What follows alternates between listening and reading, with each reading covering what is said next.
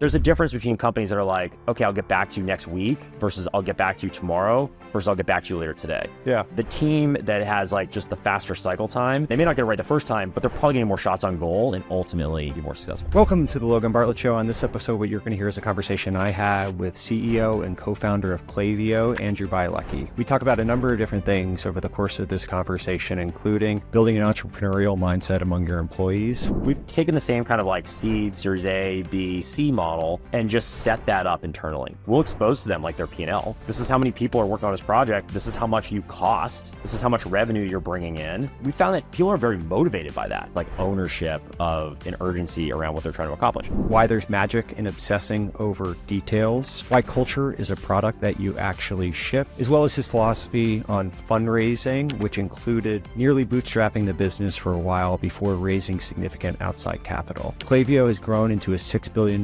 plus public business. Andrew has a number of different lessons that are helpful to any entrepreneur or operator that you'll hear now.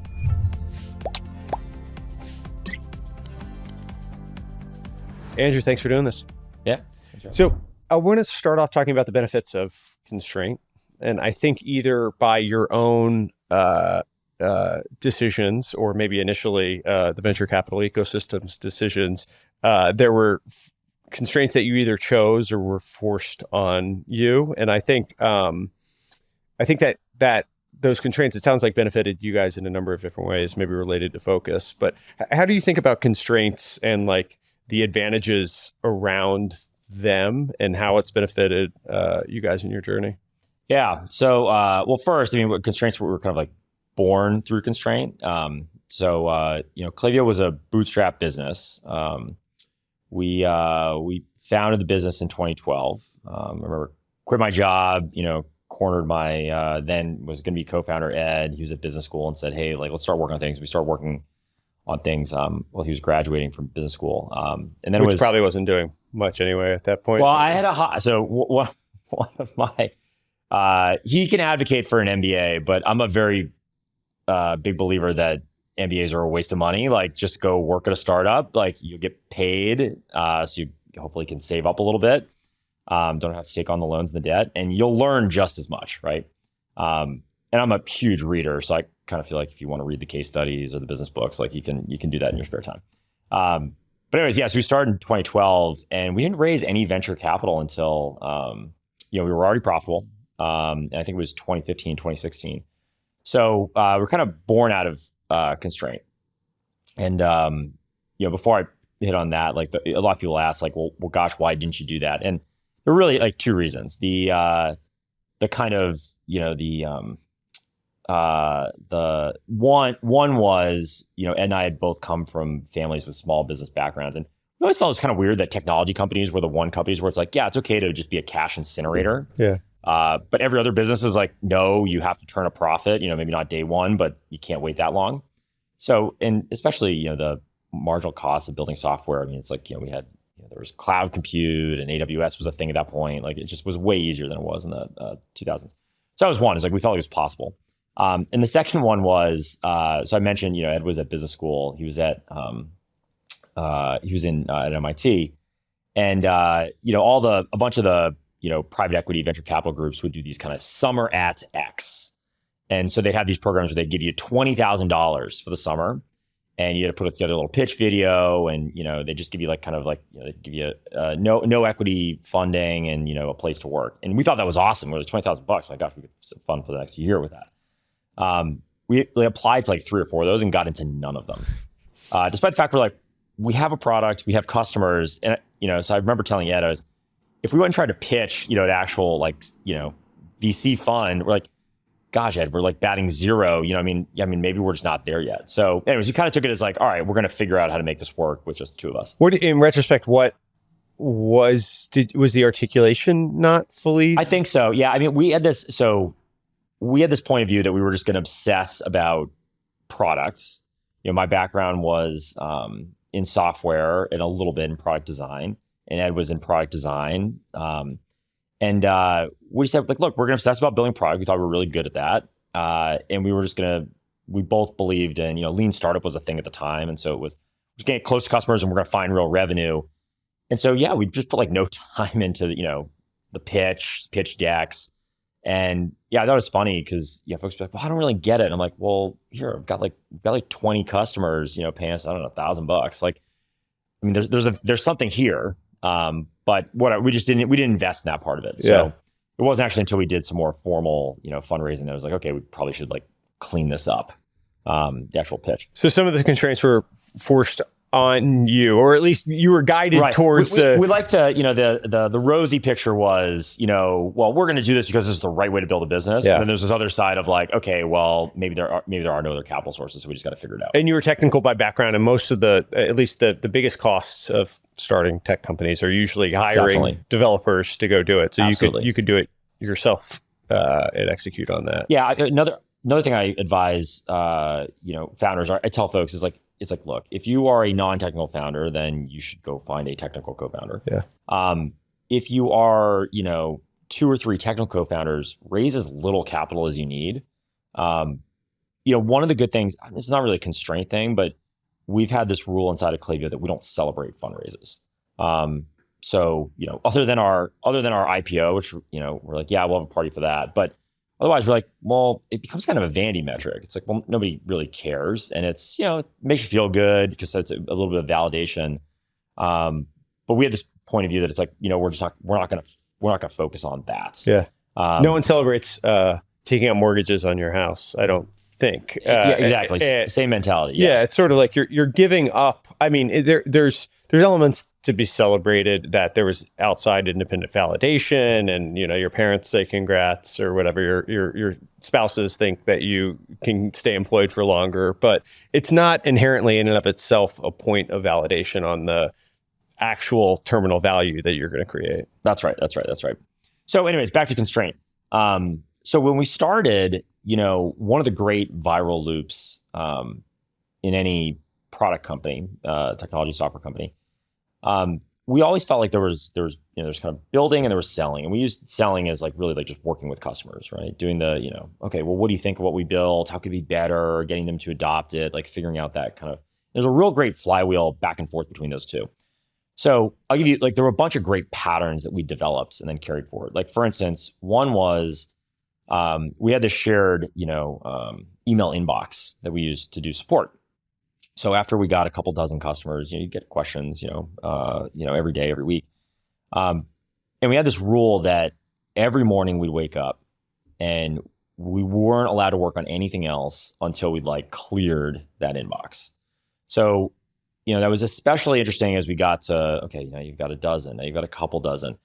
When something broke, you heard about it. If something was hard to do, you heard about it. And for me, a lot of my days were, all right, I'm going to solve for that stuff in the morning, and then I'm going to go code and build the next stuff in the afternoon, right, in the evening.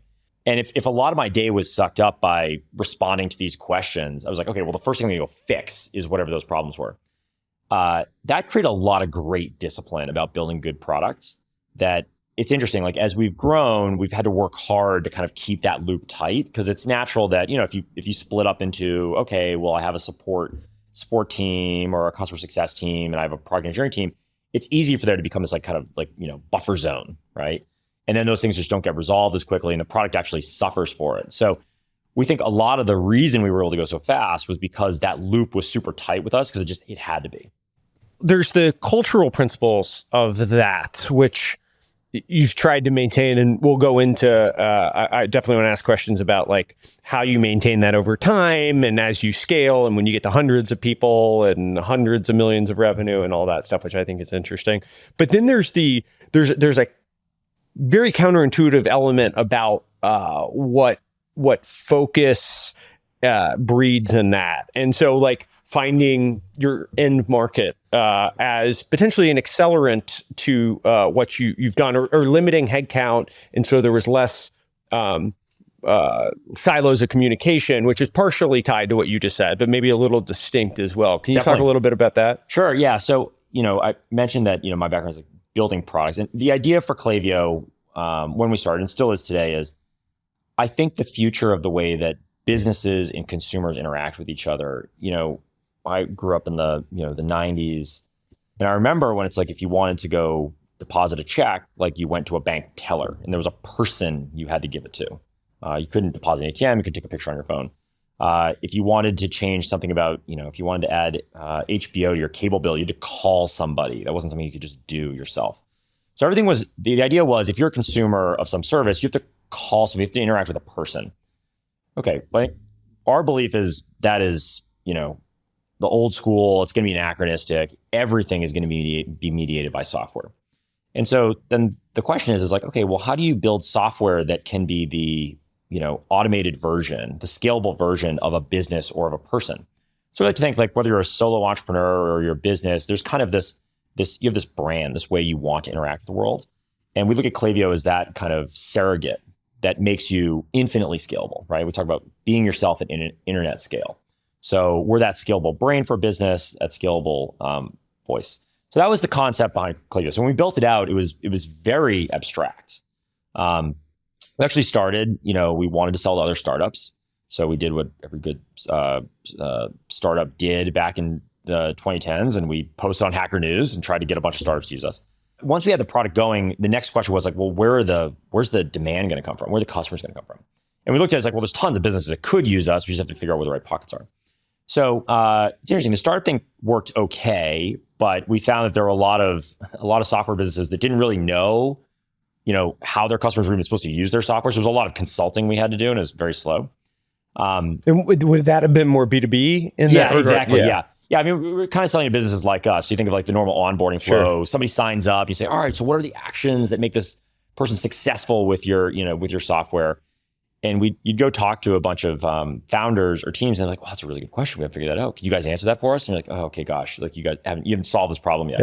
Yeah. Then a friend of mine had an e-commerce business, and he started around the same time as us. And of all things, he was creating t-shirt quilts on the internet. So you'd send you'd literally collect like old t-shirts, right? Say from high school or college or, activities you're part of. And they would collect them for you and turn them into like a blanket, right? Into a quilt. And so he's like, yeah, well, I'm on this platform, Shopify, and I was like, okay, well, do you think this is relevant too? I mean, you've got all these, it's pretty customized product. And they had a lot of repeat purchases, right? You end up with a parent that would buy for their kids as they graduated college and all this kind of stuff. And he's like, yeah, totally. And so we started there. There was another business, so that was one business. We found a couple of other ones in and around the Boston area where we founded Klaviyo. And they all had the same thing. And so our goal the whole time though was, how do we get scalable demand? So after we'd kind of hustled for those first 10, maybe in retail and e-commerce, we had this idea that was, gosh, we need to find a way to get people to come to us, and we don't have a lot of dollars to spend on advertising. And so we had this idea that, well, gosh, there's SaaS is kind of becoming the thing. People were shifting away from open source and self-hosting to software as a service, where they have to set up the software. We said, well, what if we just go build partnerships with those platforms? What if we say, hey, look, we kind of complement your software, and we complete this picture. Maybe that could give us a way to get, at the time for us, it would have been hundreds of businesses to come to us, in a week or in a month. And then at that point, I was like, okay, if we have enough customers, we can go back to working on the product and kind of expanding it. And that strategy worked great. Because what we'd initially built was, almost we built, this database and marketing software, but you had to connect all your data through these APIs. And we said, what if we just go partner with those platforms? We build all these connectors, kind of build once, run, hundreds of thousands of times. And that strategy worked great for driving demand. And so that's one of the ones where, I think a lot of, let's say, software companies, a lot of them still, it's either just find the call list and go start calling down, start calling folks, or it's do advertising. And I think we thought a little more creatively about it, really about this idea of partnerships and how you could use those to do, awareness and demand gen. And it turned out to be really scalable and also really efficient. That's one of the first kind of little S curves that we took off on. And so that took you into e-commerce and retail as kind of an end market. And at that point in time, so now you're building distribution, but you're opting into these partnerships that service a narrower sub segment of the overall economy. Your right. tool's broadly applicable, but now, and so then you're faced with the decision, I assume, of like, do we tailor our website copy? Do we tailor the product considerations a bit more to that? And so maybe talk through that decision tree of like, okay, well, we have this tool that can be broadly applicable, and we're actually narrowing our end market in some ways. Yeah. I remember it was, fights, probably too big of a word, big debates my co-founder and I had, where I remember our homepage, we very intentionally designed it to be very generic, right? Klaviyo, we're the brain for your business, store everything you know about your customers, and then treat them the right way, message them at the right time. And importantly, it didn't have any of these things of like, oh, there's nothing for e-commerce or retail on there. But we were starting to get this growing swell of e-commerce businesses that were coming to us. And we had these great quotes from customers. Like, I remember there was a backpack company that said, other softwares for open clicks, Klaviyo's for sales. And it was like, oh, great. That's like the best tag. We should just put that on the website. Which is great about e-commerce is like there's actual hard ROI that you can tie to. It's a very direct response. It's not B2B sales where it's like, we got 5% better leads coming in. I agree. Yes. Yeah. Totally right. The conversion cycle is very quick. Totally. So I remember Ed, and I give him all the credit for this. Kind of came to me one day. We used to have these weekly roundup staff meetings when there were like 3 of us. But it was like the 2 of us. We'd sit and we'd have a beer and pizza at the end of the day, at the end of the week on a Friday. And he's like, look, Andrew, I really think we should, change the website and really focus on this vertical. We're getting a lot of traction there. We'll just go faster. I know how much you care about going broad, but like we can go do this and then, make it more horizontal. And I remember going home and thinking about it for the weekend and being like, kind of grumble, I really don't want to do this. But he was totally right. And so we did it. We did it the next week, and it was 100% the right decision. I think, we had not done a ton of market sizing at that point. I mean, we knew it was a big market because we'd studied some of our competitors and like where their, who their customers were. So it was plenty big enough to say, get us to, 100 million in run rate. But I think, we've been, as we've studied it more now, it's obviously a growing segment. But retail is just such a huge part of the economy. And we also realized how underserved it was. So going vertical really helped. The other thing that really, part of what Ed, pitched me on, and part of the reason I thought this was a great idea, was if you looked at our competitors at the time, whether they were kind of the traditional newsletter type companies or, some of the bigger B2B SaaS companies had their kind of marketing clouds, marketing suites. So they were MailChimp on one side and Salesforce Marketing Cloud. Right. So they're all very horizontal. And we did think there was some kind of arbitrage of, we were all about, okay, we're going to do more personalization, more targeting. We're going to be more focused on conversions and return. And you kind of do want to go like vertical by vertical, use case by use case for what does that mean for you? And we felt like there was some arbitrage of, okay, they're going very wide. If we focus in one area, we can kind of, go win that market. And then we can take that playbook and do it for others. And in fact, that's, we've got a whole team internally that's what they're doing, is they're basically standing up effectively, industry by industry. So I tend to think that like, when you pick which markets you're going after, I think generally speaking, you should try to build a product that is horizontal. There's obviously a lot of judgment there in how wide you go, but something that's a little more abstract. But you have a lot of degrees of freedom on the marketing and go-to-market side. And I think you have to choose whether you're going to go horizontal, which can work if it's kind of a newer category. It's a little bit of like, hey, everybody needs this, and there's potential for lots of demand. Or you can go kind of vertical by vertical. In either way, I think once you get to scale, you end up with this. You have some sort of horizontal product marketing, and then an overlay on top of that that's kind of like, okay, use case by use case, industry by industry. So you can get to it in 2 different ways.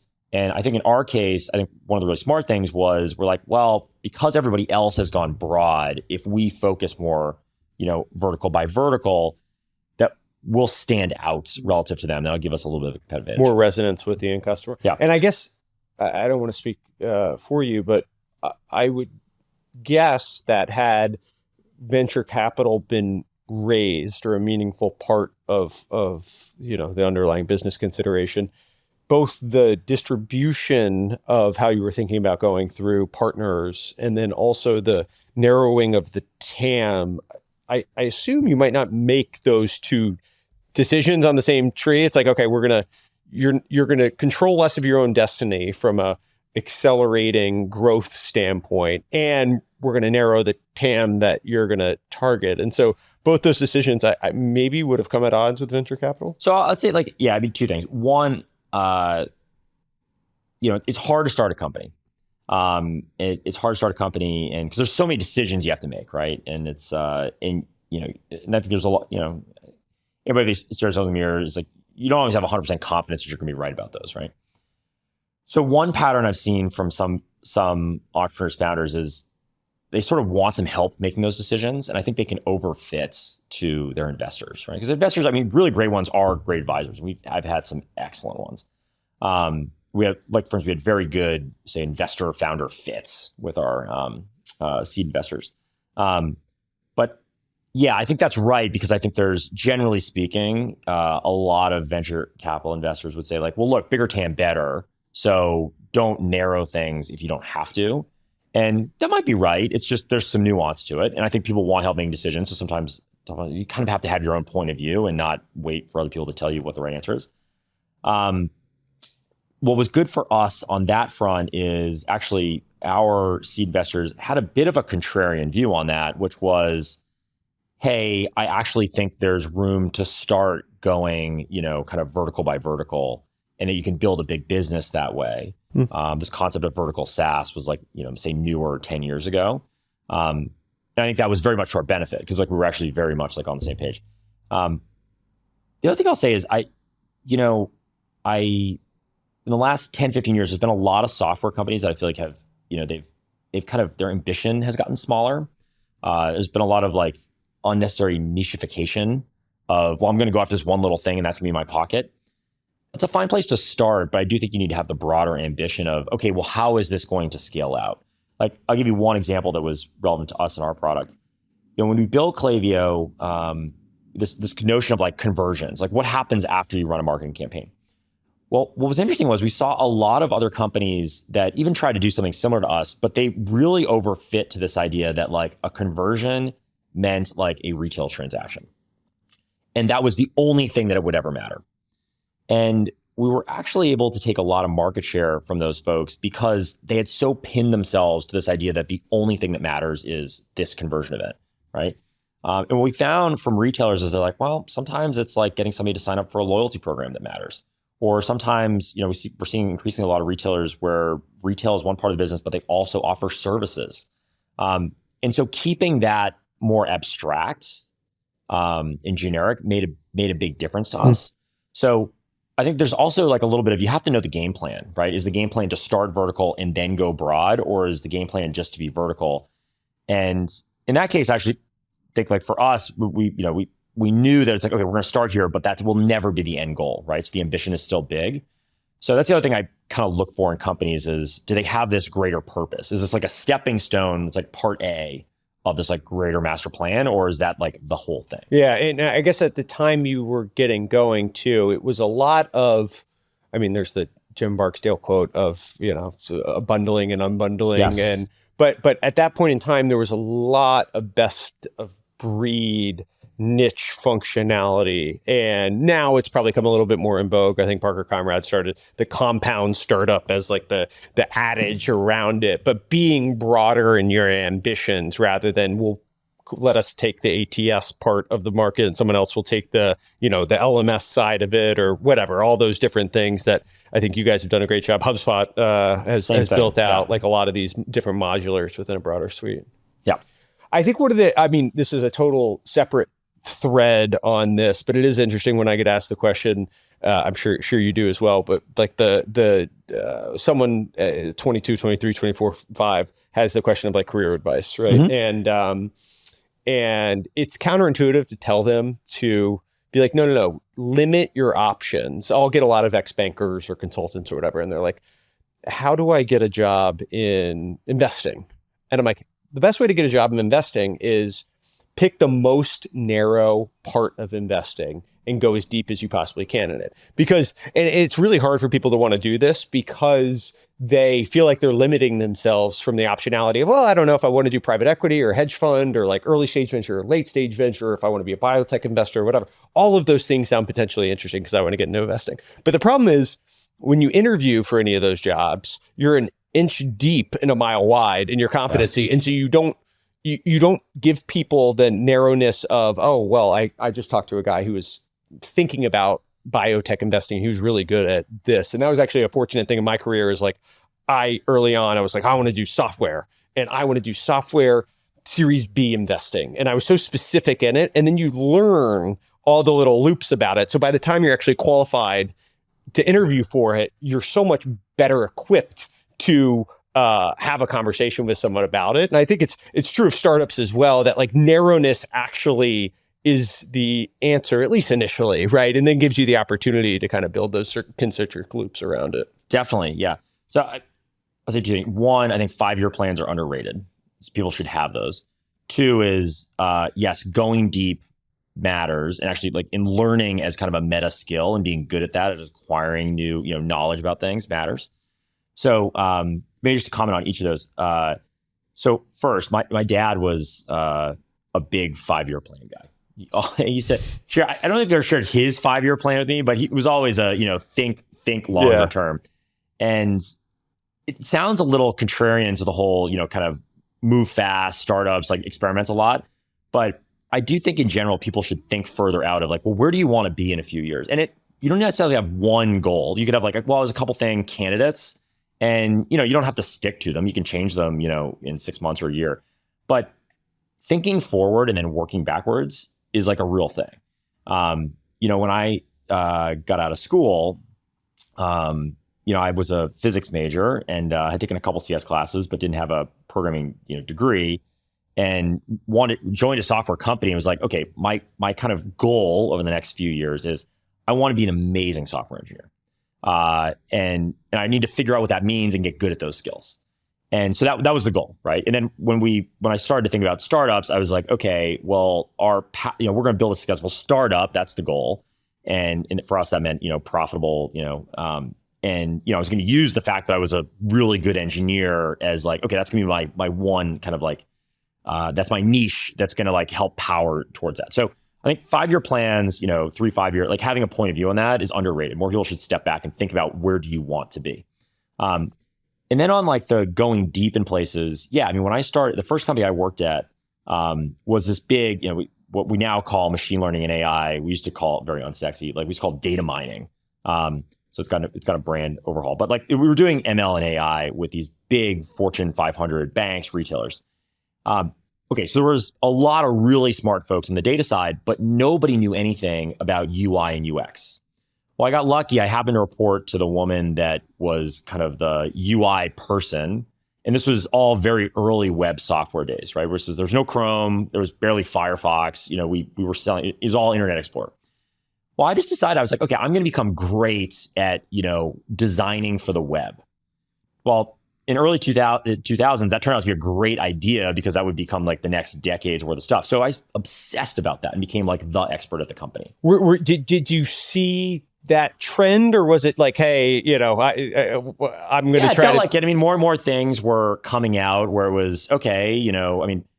The company I was at, I think it moved away from Java applets to okay, we're going to deliver our software through a browser, and it was enormously painful to develop for. And it's actually, and yeah, it seemed like there was a lot of momentum. Big companies like I remember, Yahoo at the time was really invested in UI and how to design for the for the web. And I remember I would go to like these really early days like JavaScript conferences with like it was like John Resig who created jQuery, which nobody now knows who that is. Like the founders of GitHub were there because this was like a big part of their ecosystem. The folks that ran like the Facebook front end. So it was like very small, like 40, 50 people, and this is like, yeah, we're just all nerding out on this tech. So I think trying to pick those pieces of technology that you think are going to go forward is a really good idea. And then, yeah, I mean, like you get good at that. And I think this gets this meta skill of learning. I think really good entrepreneurs, founders, you got to be, or frankly, everybody, you got to be really curious. So we talk about at Klaviyo, we like people that are fat T-shaped. So you know how people talk about T-shaped, hey, I go really deep in an area, and then I kind of go a little bit in everything else. We say that's good, but ultimately, if you can have like a couple of areas where you go really deep, it's the intersection between those things, the overlap. I mean, that's what makes you even better. It really acts as a multiplier. So yeah, I love this idea of go deep somewhere, become the expert at something, and then start to add up a couple of those areas, and then that you can then parlay into like the next thing. And that, for me, it was, okay, well, how do I get to become a great engineer? I'm going to get good at like, building for the web. I'll also learn how to do the back end parts. Now I want to start a startup. Great. I feel like I've got the product and the engineering part locked down. And then I would just corner people about, okay, well, how do you do the sales and marketing side? How do you drive demand? What does it mean to run a sales team? And you start to just aggregate more and more of these skills. And then once you kind of reach that next stone, we have this saying internally inside of Klaviyo, we're always 1% done. Every time you have a little bit of success, it's like, great, now you got to move the goalpost further out so that there's like a bigger thing to aim at. In that pursuit, and so went to go work at APT, sold to MasterCard for $600 million. Were you there when they sold, or was that after? No, but I'll tell you like so another thing is, for folks that are, in their early 20s, just graduating school, like, I think if you've got an idea and you want to go pursue it, great. But if you don't, I think joining great companies is a great idea. That, this company I worked at, Applied Predictive Technologies. Which is like the most generic, boring name. It's a mouthful. It was a very fun fact. We tried to get apt.com. It turned out like the only thing we could get, it was APT7. The other numbers were already, anyway, so very fun company, but really super well run. Right? Do you remember how you even found it? Yeah, I mean, they were, one of the things that I took from them is they were very big into campus recruiting. Something that we've carried forward. They would just they had a policy of, they were almost exclusively going to hire from campus, and then they were going to grow folks up. That's become a little bit, that's another thing that I have a very strong perspective on is, in general, you should prefer to hire folks that are either early in career or out of school, and then really build a program where they can grow up there. If you look at a lot of the all-time great companies, that's how they have built culture.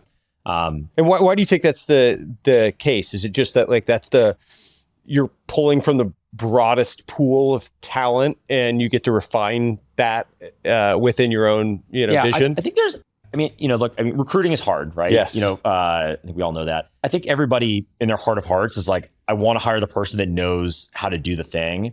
And then I'm going to hire them and I'm just going to leave them alone and I never have to talk to them. And it's great because they're just going to figure everything out themselves. That is just practically not possible. Yeah. So I think once you make the decision that you're like, okay, well, there's a way that we want to work, and it's not inflexible. I mean, you could work as a team to redefine it over time, but there's a way that we want to work, and let's call that culture. I think the more that you're intentional about defining that, I think folks find there's this balance of, people that bring existing skills to the table and then sort of like you have to get them to adopt your culture versus people have maybe relatively fewer skills, but you can teach them and they're good learners. And I think you can decide which is for you. I think a lot of folks tend to think that it's easier to find the ready-made, kind of version of people. I tend to think it's actually, it takes more time and you have to set up the infrastructure. It's a competitive advantage if you can do both. So anyways, we obviously do that a lot in, disciplines like product. Product's one of my favorite ones. Every time I interview somebody for a product job, I say, so why are you interested in this? Because nobody goes and gets a degree for like, product and design. So how did you get here? And that's an example of one where we just have a curriculum internally and say, okay, if you come here, I assume you're going to be, say, a future founder, entrepreneur, future, chief product officer, and we're going to put you through a boot camp to get you there, right? And it's going to be hard and it's going to be intense, but we will give you our opinionated version of what it takes to do great things. And I think if you look at a lot of great product, they've got similar things, right? For each, and obviously you can then extend that to other functions. So APT was recruiting on campus, and so they pulled you down into that, and you had a nice run there. But then you were also purposeful in pursuing Performable and trying to learn. I guess as you were thinking through your journey, at what point were you like, "Hey, I want to be a founder, and so I'm going to go round out all these skills"? And then how'd you get looped in with Performable to round out the sales and some of those other? So the first thing was, out of school, I was like, I just want to be a great engineer. I tried to join a company where there were other people that I felt like I could really learn from. And I heard big tech, by the way, wouldn't even have a conversation with you when you applied. Well, there's two things. One, I had done an internship at Microsoft, which was great, but I also, I'd heard these like horror stories, and this is like early 2000s, of, hey, you want to be like on a team that has a bunch of like of good people, but not great people, because we have this thing called stack ranking.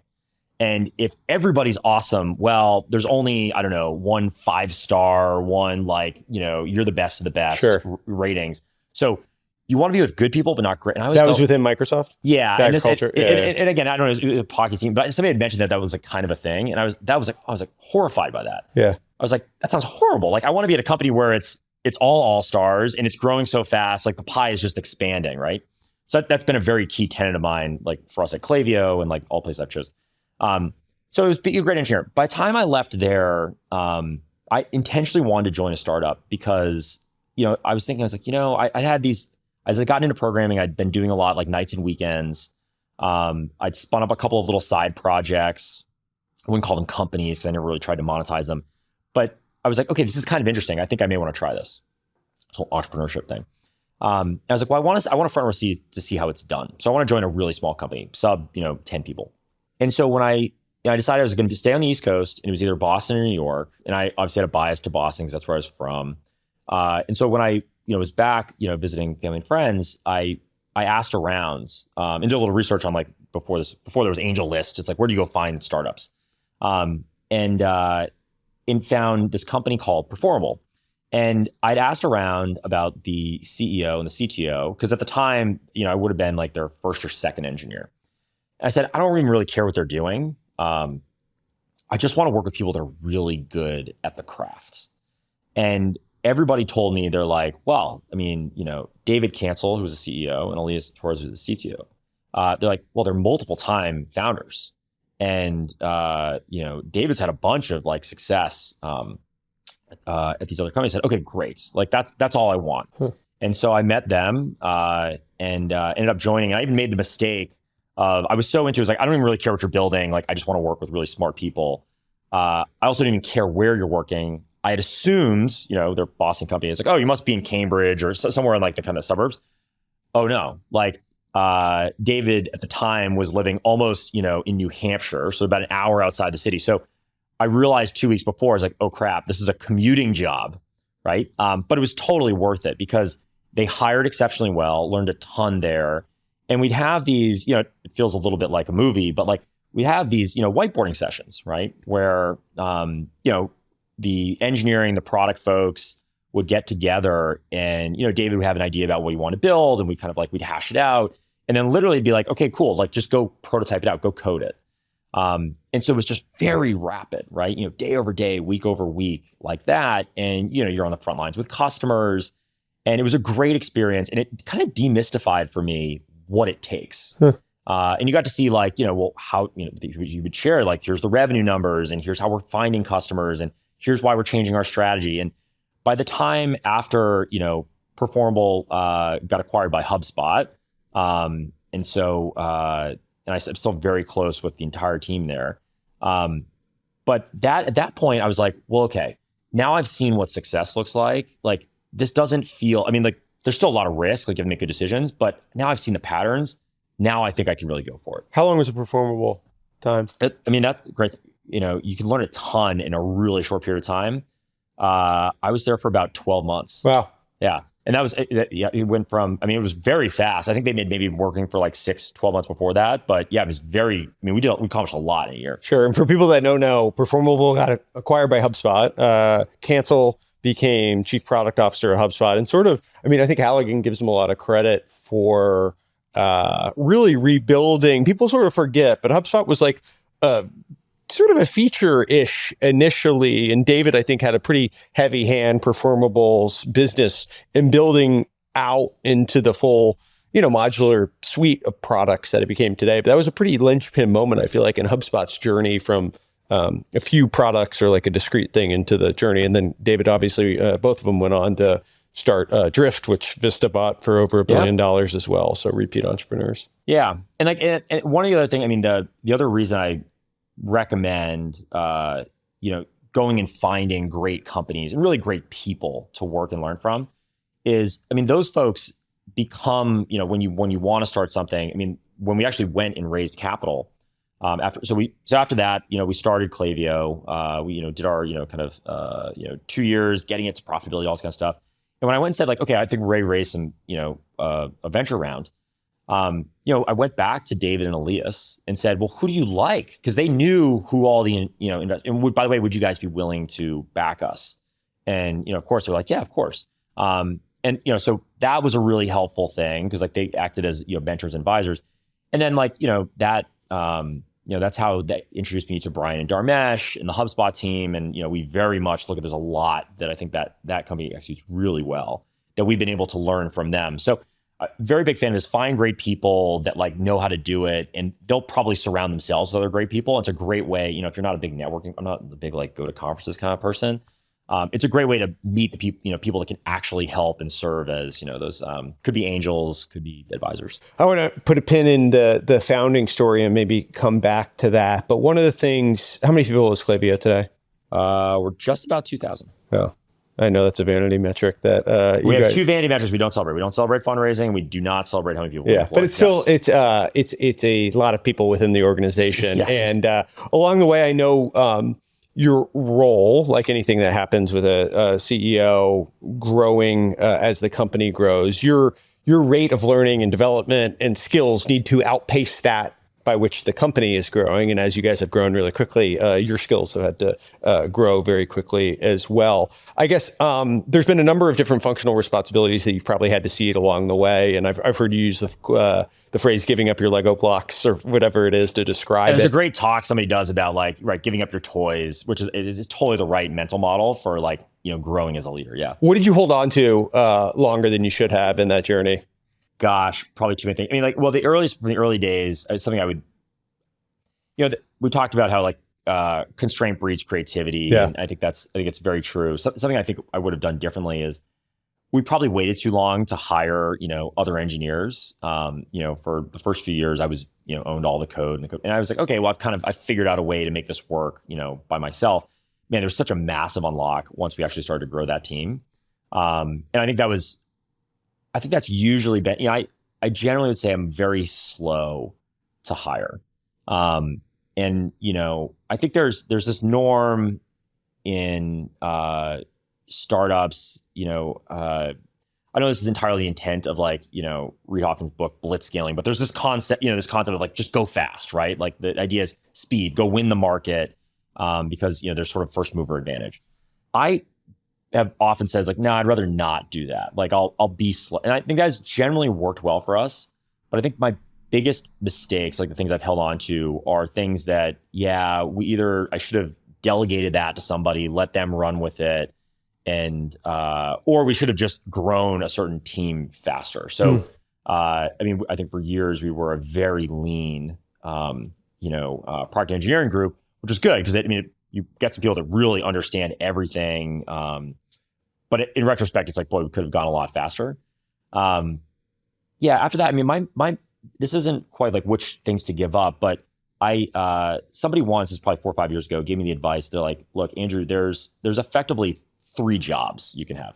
One is when you're the person doing the work. Okay. So we think of like the quote unquote IC, right? You're the expert, you're getting the work done. Okay. So that's level 1. Level 2 is now you're like the leader of a group of people that's doing that, right? So you're the manager. And now there's one level of indirection. And then the third is like, okay, now there's one more level of indirection, right? You're the like leader of a bunch of leaders who in themselves have teams. I think that's actually a really good mental model to think about like what gets challenging. Because for a lot of new leaders, I think the challenge is like, well, gosh, I was really good at this. Like, how do I, coach and mentor and evaluate and like, gosh, I have to set the goals, but make sure I don't do the work. And I think that's a skill. And then there's this like level of indirection where it's like, okay, gosh, well, how do I, influence and inspire a really large group where I may not know what's going on, or what's my operating system such that I can inspect what's going on several layers down the stack quickly when there's more complexity. That, I think, developing that, kind of like that tier 3 model is something that, if you realize that's coming, sort of getting in front of that and starting to build that faster will help. Feedback that I've gotten over the years is, the clearer, that I make my operating system, like the way the interfaces that I'm going to have, the way that I want to work, to others, the easier it is for folks to go execute. And when there's not clarity on that, not just like what the strategy is, but literally like, okay, so when are we going to look at that and review that and who makes decisions? That's often where things slow down the most. And I've often felt like, oh, okay, well, I feel like if I tell you what I'm going to do, like that's like constraining you too much. But actually, people are like, no, we actually want that constraints, and then we'll operate within whatever bounds that is. So, for instance, our product team, we just have a norm of, hey, here's how we're going to evaluate which projects we're going to work on, what our strategy is going to be, what goes on the roadmap, and it's very clear about like, hey, these are the check-in points, right? And that actually gives a lot of freedom for folks to experiment with ideas. And off they go. And then we have another process by which it's like, if you want to spin up a whole new product inside of Klaviyo, great. The doors are always open. But these are the requirements, right? Here's the sweat equity you got to put in. Here's the prototype you got to bring. You got to have some idea of the projections of like, what does usage or revenue look like 12, 24 months? Not any different really from like, pitching, right? If you're going to go raise outside capital. But the fact that we have that has been an enormous accelerant. So it's a lot of like setting up those structures, lightweight enough, but deterministic enough that folks can then, operate within that. And so there's, I guess, two components of that, I think, in the higher abstraction of being a manager of managers. And one of them is the operating principles and some of those gating milestones. And I think the other one is probably some culture tenets related. Mm-hmm. And the two aren't totally disparate from one another. But I'm curious, when going back and prepping for this, I was listening to some of the older podcasts you had done. And one of the things that you mentioned that you wanted to get better at, or one of the learning things that you had maybe talked about 4 years ago, was actually setting up a culture of not experimentation, because I think you guys have probably always had a culture of experimentation, but product development or founding development within for new business units and all that within the business. How have you, it sounds like you've made progress on it given what you just said, but how have you sort of set up those frameworks and milestones and like the discrete points of the journey along the way? Yeah. So I think, we have this concept internally of like, you want a culture to have high entrepreneurial density. What does that mean? It doesn't necessarily mean somebody has to have gone and founded a business. But you want folks that will take ownership and sort of say, hey, if there's a problem, I'm going to go solve it. So, okay, if you've got, say then, a high density of folks that want to do that, a lot of them are going to come, they're going to bring problems or solutions and say, hey, can we just go do this? How do I fund this? So yeah, well, we're not perfect at this yet. We've done a better job on the product side than we have in other places. But yeah, you want to say, it's like, okay, cool. Well, because the question everybody comes back is like, how do I get this funded, right? Because I have this idea and I want to go do it. Like, how do I make it my full-time job? And how do I get other people to come with me and work on it? So it's interesting. We've taken, really just off of the way that, venture capitalists or investors make decisions, we've taken the same kind of like seed, series A, B, C model and just set that up internally. So I was actually doing this a few months ago is, we do check-ins. We have a sort of a different cadence than we do with our regular, like kind of core product roadmap. In those cases, I treat those very much like, yeah, you're a startup. So it's, when we were for the first, 3, 4, 5, 6 years, we didn't have board meetings. We would just check in, every 6, 8 weeks. And there was kind of like a standard little format we'd have of like, okay, like what are our core metrics of our business? And even to those folks, we'll expose to them like their P&L. We'll say, it's like, look, this is how many people are working on this project. This is how much you cost. This is how much revenue you're bringing in. And what was interesting is I don't think it was we found that people are very motivated by that. When they can see that and they can see their burn rate and they know, okay, gosh, here's how I'm trending. I think it even more forces this like ownership of an urgency around what they're trying to accomplish. So we've done that and we now have, probably like, half a dozen kind of like at scale, like, like there's a meaningful number of people, like not hundreds, but like, tens of folks work on things. And since we started that a couple years ago, and I think that's when we talk about like, evolving into offering more products. For instance, we believe Klaviyo on top of, this database that we built, like marketing is just the first interface. There's plenty of other interfaces between a business and a consumer, like what about customer service? Like what about the actual, like the website or the mobile experience? Like there's plenty of these things. And we have people that are working on all of those, right? And we've followed this model. And it's interesting. We've tried to resist hard this urge to kind of centrally plan those.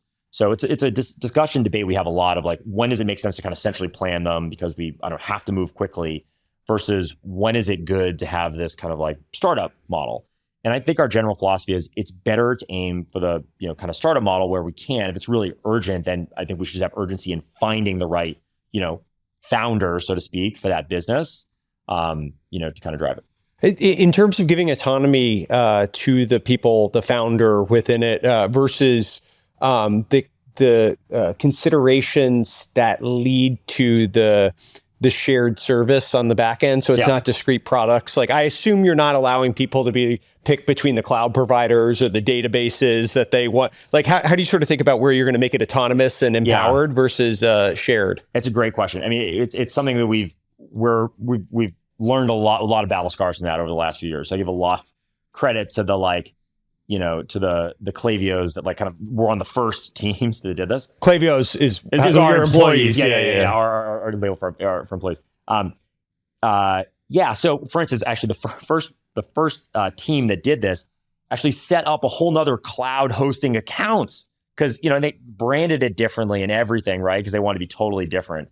I think they found actually that it was easy. There was a lot of there was some freedom from that, and some things that were like, oh gosh, this is redundant. So yeah, I mean, look, when it comes to, there's primitives that we want to offer, I think our customers expect of products that come from us. So things that are secure, things that are reliable, things that will scale. And so those are primitives that we have a platform team that just, here's what you get for building blocks. I think a lot of what we learned was, well, what are those core building blocks? And what are the interfaces that teams need to be successful so they can have autonomy? That's probably was the biggest one. There's, then were some other things of, hiring was very interesting. Well, do you have to follow the same hiring process or not? And so we've largely said, yes, we should have some norms around hiring, but you can make the decisions, somewhat more autonomously than maybe our core teams do. So there's a lot of little things like that we've had to sort out. But I think once you do, I mean, we really I've tried to put people in because there's no doubt in my mind, I would have potentially stayed if a program like this had existed at the first company I worked at, ABT. And, it's no fault of theirs, but I think back to this, if there had been a program like that where they said, hey, we're really going to put you out on an island here, you got to sink or swim all by yourself, but you're going to do it in the confines of this organization, there's probably a good chance I would have stayed for a lot longer. And it wasn't really something that they were anticipating or considering. But it's definitely made me think about Klaviyo because we've had now dozens of people go off and start companies outside of Klaviyo, which is great. It's one of these kind of very bittersweet conversations when somebody says, "Sure, I'm sorry, but I've been working on this thing and I'm leaving." And it's like, okay, Godspeed. Have that. I think a lot more of those folks, a bunch of folks that are very entrepreneurial will say, well, actually, maybe I don't want to strike it on my own. I actually like this, product category. I just need a construct that gives me more of this freedom because I do want more risk reward. Yeah, it's a double-edged sword of recruiting the entrepreneurial person that might leave the confines of the organization at some point. It sounds like you guys, if there's two things in hearing you talk here and then also in doing prep for this that you maybe uniquely solve for is, and I'd love to talk about how you, because you alluded to hiring, how you tease this out in interviews. One is kind of this individualistic empowerment, entrepreneurial side of things, and figuring that out. Most people I've found, it's much more comfortable to be told what to do than to stare at a blank piece of paper and figure out what to do. It's just, I think 95%, 99%, 90%, I don't know what the right number is, but are people that I'll colloquially call it football players versus basketball players. Like football players, they get told what to do. They do their job and they do it well. They can be great team members, but they're not creating in space the way like a basketball player or soccer player will do. I think Keith Roboy has something, barrels and ammunition, the people that are firing versus the people that are aiming and all that. How do you go about teasing out the people that are individualistic enough, empowered enough in an interview process? Because I've always just found it's a very hard, everyone says the right lip service of like, oh yeah, I'm a self-starter and all that. But how do you guys go about actually finding that? Yeah, it's a good question. I don't think you can kind of manufacture a question or a case study and say, here, kind of solve this, prove to me. it's all a track record thing. Hmm. So there's some skills that I think, you can only show by having done them. And you can end up in these spots where somebody's like, well, no, I'm telling you, I really am. And I'm like, well, if you were, you would have done it already. Yeah. So our trick for that is, or our technique is, I'm a very big fan of like kind of, the resume walk or kind of the life story. I think a lot of people, when you boil it down, like if you tell me about the projects you've worked on. And if you ask kind of really kind of like detailed questions about like, well, how did you make that decision? Or why did you decide to do that? Entrepreneurial folks, I find like they won't go to others to, ask, well, what should I do in this situation? They'll have a higher percentage of times where they're like, well, I wasn't sure what to do here. And so here's how I came up with a strategy. Here's the research I did. And here's how I thought about the options. Here's what I experimented with, didn't work. So I went back into this other thing. They have lots of stories like that. And I think one of the things that we're careful about is it doesn't, entrepreneurship does not equate to like, you have to run a business. Oh, sure. It can, it's everywhere. And so it's just sort of asking those questions. And the fun part is I think most entrepreneurs, look, they kind of wear it as a badge of honor of, well, yeah, let me tell you all the things I tried and this one failed and like, but then I succeeded. They almost can't help but talk about it. So we love that kind of, a little bit life story. And we look for those folks that are kind of proactively decisive. And if they're doing that, then I think there's a good chance that when you put them in those spots in the future, hey, they'll sort of surprise you with what they've done. But it is one of those things. There's a couple of skills like this, like, that's one of them where, our advice to folks is like, you kind of can't, the only way you can prove to somebody you do it is by doing it. You have to have a track record. Another one that I often look for, is folks that are, we look for all the time is like folks that are like super curious. They're really good learners. And it's one of those things where it's actually really easy to vet. You just say like, that's awesome. So I'm sure you're learning about something right now. What are you nerding out on? And you get sometimes people to give you the answer of like, well, for my job, like I have to read this page. And I'm like, hang on, like that sounds like a everyday thing.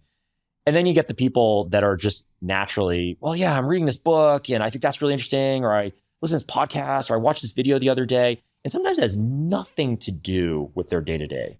So it's just something that they're passionate about that they got into. And I think what's hard is you want people that are like that. And oftentimes when, I think you hear people, it's like, well, they don't bring it up. You're like, well, that's okay. Maybe I just asked the question the wrong way. It's like, no, like the folks that are truly curious and are learners or entrepreneurial, it'll be so self-evident.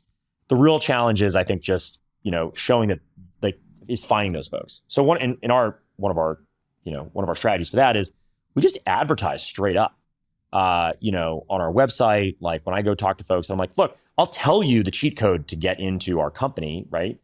But you have to be able to tell me you have a track record of these things. So if you don't, like, great, like tonight is a good night to start working on this. And if you don't want to, that's fine. But like, basically we'll tell you what the test is going to be, so to speak, what our bar is.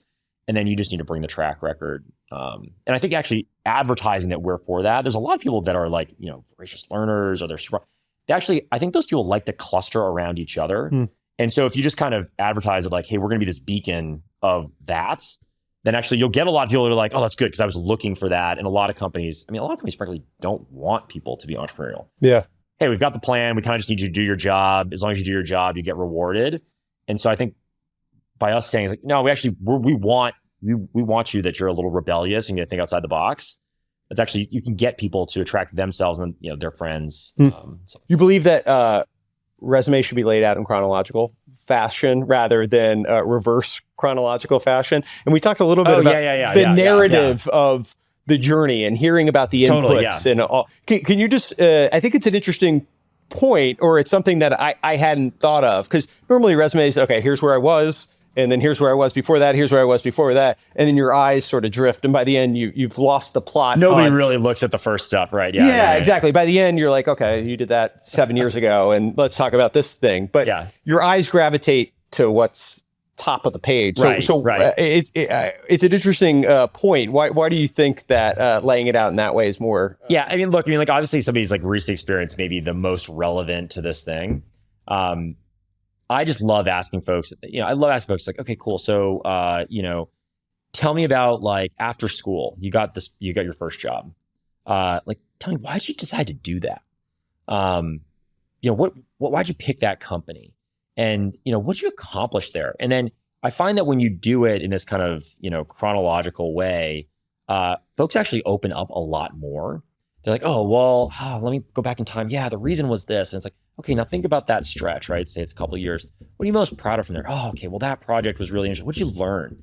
And so I feel like it's actually easier to kind of unpack for, so I'll often guide folks when I meet them. I'm like, hey, look, I'd love to talk through your kind of story, but like, let's do it from the start.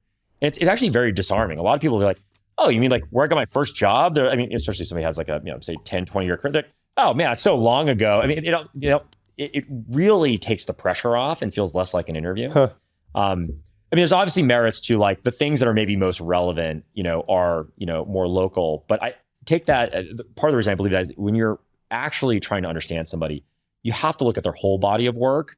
And if you're just looking at the last, say the last thing they did, the last year or two, it's very transactional. It's just like, look, I need somebody that does this job. Can you just tell me, have you done this job recently? And if you have, great.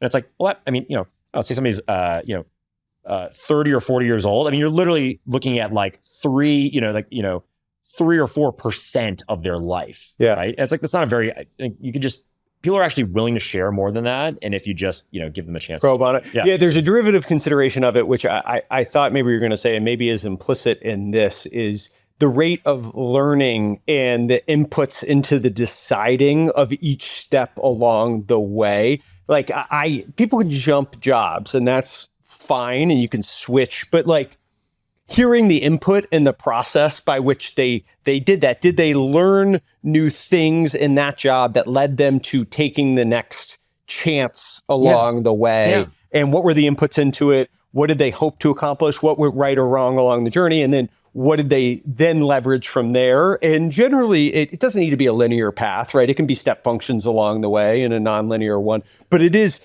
very informative to talk through each discrete decision. And you don't get that in the reverse looking way of what you've done most recently. Yeah, definitely. Yeah. I mean, first of all, I'm a big advocate for, both my parents have had, I think they've had like 1 or 2 jobs their entire careers. And Yes. I think it's a little crazy. I mean, it's just, but it's certainly now it's a lot easier I think you should try different things.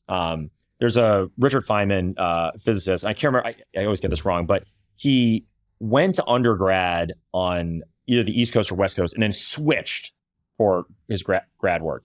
And it was the fact that he did both that he understood he's like 2 great departments. I think it was Berkeley and Princeton were the 2. And he learned, he's like, they were very different cultures, ways of working, but like it was actually doing both that like made him who he was. So there's nothing wrong with I think you should have a velocity of different projects, whether it's inside a company or just try different companies. But that's exactly right. It's this, what is your logic for why you made these decisions? And, it doesn't have to be a master plan, and the master plan doesn't have to like necessarily work out the way you thought it would. But having a point of view on, I was intentional about going from this to that because of, for this reason, I wanted to learn or try this thing, is a massive tell. And like, all the great people, when you ask them about that, they're happy to tell you about this because they're like, yeah, I was thinking through this and maybe this works. I learned I didn't like that, but I really like this. Because if you're not purposeful or considerate about your own career, which maybe outside of who you marry or whatever, a few other considerations, it's probably on the discrete project I give you, you're probably not going to be like, if you didn't choose in a purposeful manner around that. Have you ever read the book Range? Yes. It's interesting. What you said about East Coast and West Coast and pulling from different threads together to solve problems. It's very, it just reminds me of that, of how some of the breakthroughs we have as society come from broad experiences and pulling all that stuff together. Oh yeah, the crosswell study. Yeah, there's a number of things. I found in some ways the venture capital job itself actually lends itself to both those characteristics. Curious for obvious reasons. You're going to look at a bunch of different things, but then also you can justify your day is going to start blank for the most part. And you can do you could have a podcast, you can, go to networking events all day. You can fly to a conference. Like you can justify all these different things. And most people are actually pretty, it's discomforting to not really be told what to do in general and how to spend your time, especially when there's a whole bunch of mental models of how people have been successful in the venture capital industry. But I found it's interesting. You can find people that are entrepreneurial in anything that you can just ask the question of like, what in your job was kind of broken or at your school was kind of broken? And what did you create to fix that, right? And maybe they started a club, right? Or maybe they redid the comps. They're an investment banker and the way they were doing comps didn't make sense and they redid it from the scratch. Or maybe the recruiting process was broken and they just took over the high school or the junior or whatever, the college recruiting process or something. Like Yes. I found that all of those little things, it's really hard to fake that stuff that you just saw something where there's smoke, you yelled fire and you went and fixed it, right? And like, that manifests itself no matter what the job is, or even if it's not a job. If you're in college or those types of people tend to find a lot of different stoves to touch and fix those problems. And so teasing it out is always a little hard, but generally they go deep. Well, the good news is, like I said, is I think most people don't like, I mean, they like to gush about those things. They won't hide them. So if people have those stories, that's right. And you kind of offer it up. Hey, give me a time when something was broken, you fixed it. I mean, folks that have those would be like, well, let me tell you, right? So it's, you just kind of have to ask, and you have to be, look, I mean, not everybody, like you said, not everybody operates that way. You just have to be willing to, that, hey, if somebody doesn't give you any evidence of that, it's not probably because you asked a bad question. It's probably just because maybe they haven't done it. Which is fine. And there's a lot of great companies that people can go work at, but it's not going to be the same individualistic and empowering of that. Now, so operating principles and like different things you guys espouse internally, and we've been talking about some of them related to hiring, and maybe I'll circle back to hiring in a second. But eating your vegetables is an adage, I guess, or something of a core principle that you guys speak to. Can you elaborate on what that is? When I heard it referenced, I didn't hear the full depth of where it comes from and what the purpose of it is. So I'm curious. A little bit from when Ed and I, where there's just the two of us. I think a lot of it's, it's always kind of sexy to work on, the flashy, it's the net new projects, products, open up a new market. We talk about like fixing the kind of whether you call them paper cuts or the loose nails, like, but going and doing that work, which is entirely unsexy. That's where this eat your vegetables kind of comes from. That's actually celebrated inside of Klaviyo. So we have a whole thing, this kind of evergreen, I guess, theme initiative inside the company, which is like, how do we just automate more stuff away? And just like teams that go around and are just constantly finding problems where it's like, well, that seems silly, and like, let's just automate that. And, we have doing all hands every week. And I love when we celebrate things. It's like, hey, here's this thing that's maybe it was like an employee process, or maybe it was something for our customers or whatever. It's just something that just sucked. And it's like, oh yeah, that used to cost, I don't know, it used to cost somebody an hour every time they did it. And now it costs a minute, or now it's actually just zero. And it's just celebrating that. And so the kind of eat your vegetables is a little bit like, hey, we're going to celebrate that. But also the best time to solve those problems, if you're scaling, is today. So this comes up all the time. It's, I'll use an engineering analogy, but like it's everywhere. Is if you have some process or system that's not scaling and it's, kind of on fire. And I remember in the early days, like, gosh, you built some system and it would break every now and then. And it's like every time, you 2x, it would break twice as often. And at some point you're like, well, this is silly. We just need to fix this. And we've always had this mentality. It's like, if you just want to go solve and eliminate those distractions. So, before you like eat the dessert or eat your make, like just go do the stuff that feels like it's going to stink, because it's going to free you up to do a lot more. So I love that. And then there's maybe a side thing for us, which is it's not quite the same, but we have a very humble culture. And I think there's, you want to have enough confidence that like, hey, you're going to win. You got a strategy you really believe in, right? But we have the humility to say that it's like, look, the unsexy stuff like is not, beneath us, right? It's not somebody else's job, right? Like I get excited about that stuff.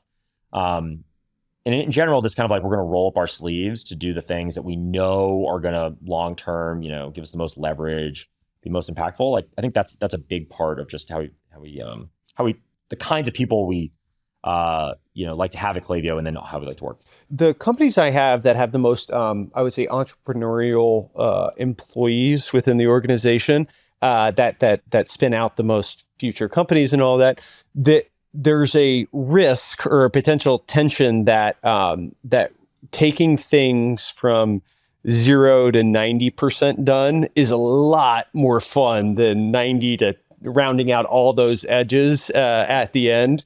And so do you hire for different people that enjoy chewing the glass of the final 10%? Or is it just simply the celebrating of it that gets the people that are entrepreneurial to go do it? We try to avoid this, like, hey, there's folks that get to do the fun part, and then the other part that have to chew glass at the end. Yeah, I think a lot of it boils down to salary. So for example, like one of my favorite things to do is when we're nearing the end of a project, I make this analogy of like, if you're, you say you build a new house, and you're the master builder and you're walking through and you're like, okay, well, there's like a loose nail there, and crap, this faucet's not, doesn't work quite right.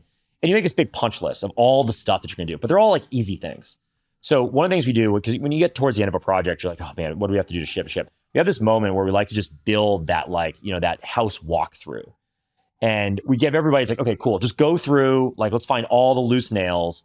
And like, we're going to bang down all the ones we can. Anything that's not, we're going to put in like version 2, right? And we're just going to ship this thing. So I think that putting that in there and then just kind of celebrating that as a moment and then having that ship date makes a big difference. We're also very big fans of, you just got to ship. I mean, there's nothing like the, endorphin rush of things out the door. And it's not just a product, right? It could be, hey, we're working with a customer on a project and we want to give them some advice. Like, let's just get that out the door. So one of the things that I think is, it feels a little paradoxical, but the folks that do the highest quality work, either individuals or teams, also are the ones that ship most frequently. It's something we talk a lot about. Like, there's this thing of like, oh, no, because you see sometimes outside, you're like, well, they do really high quality work, but it only comes out every now and then. And so, boy, they must just take a long time on every decision. And it's like, no, I don't think that's right. It's just they're iterating in private. You can't see it, but they're really moving fast. And so that's a thing that we try to, coach folks is, hey, look, if you want to do really high quality work, the best way to do it is lots of reps and sets. Like, you're going to make mistakes and we can do that in private. But the idea is, like, cycle time matters. So, hey, if we're, we have a big writing culture inside of Klaviyo. If you're going to write up a narrative or a memo on something, great. It's like, well, I'll give you the draft in 2 weeks. What do you mean 2 weeks? Give me the outline, tomorrow, right? And let's iterate on it 3-4 times, or you should iterate on it 3-4 times, and that's how we get things better. And then this really pushing cycle time, I think, makes a difference. I think it was, I can't remember who said this, but this idea of, companies all have their kind of internal clocks, and they can totally be tuned. But there's a difference between companies that are like, okay, I'll get back to you next week versus I'll get back to you tomorrow versus I'll get back to you later today. Yeah. And I think we would all bet on, it's like, oh, okay, the team that has like just the faster cycle time, like, again, they may not get it right the first time, but they're probably getting more shots on goal and ultimately be more successful. Yeah, it's trying to do this within a venture firm, which is a weird organization in general to do it. But I'll say, like, schedule a meeting particularly soon.